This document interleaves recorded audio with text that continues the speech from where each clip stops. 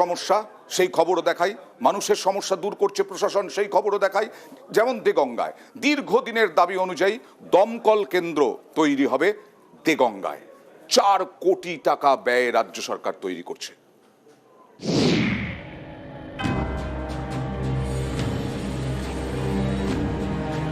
উত্তর 24 পরগনার দেগঙ্গা এই এলাকার বাসিন্দাদের দীর্ঘদিনের দাবি পূরণ। বেড়াচাঁপায় চালু হয়েছে নতুন দমকল কেন্দ্র। গত 12 মার্চ হাবড়ার সভা থেকে ভার্চুয়ালি এই দমকল কেন্দ্রের উদ্বোধন করেন মুখ্যমন্ত্রী মমতা বন্দ্যোপাধ্যায়। 3 বিঘা জমির ওপর এই দমকল কেন্দ্র তৈরিতে রাজ্য সরকারের খরচ হয়েছে 4 কোটি টাকা। এখন যদি কোনো কিছু সমস্যা ঘটে 10 থেকে 20 মিনিটের মধ্যে গাড়ি পৌঁছে যাবে।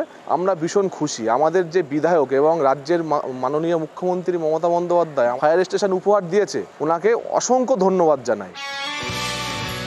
দেগঙ্গার একদিকে বারাসাত আর একদিকে বসিরহাট। দেগঙ্গা থেকে এই দুই জায়গার দূরত্ব 20 কিলোমিটারেরও বেশি।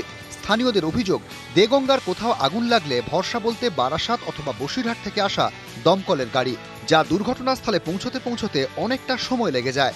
এই সমস্যা মেটাতে দেগঙ্গার বেড়াচাঁপায় চালু করা হয়েছে নতুন দমকল কেন্দ্র। নতুন দমকল কেন্দ্র হওয়ায় দেগঙ্গা ছাড়াও হাড়োয়া, বসিরহাট উত্তর, বাদুড়িয়া, মিনাখা বিধানসভা এলাকার বাসিন্দারা উপকৃত হবেন। এদিকে বারাসাতে ফায়ার স্টেশন আছে, এদিকে বসিরহাটে আছে।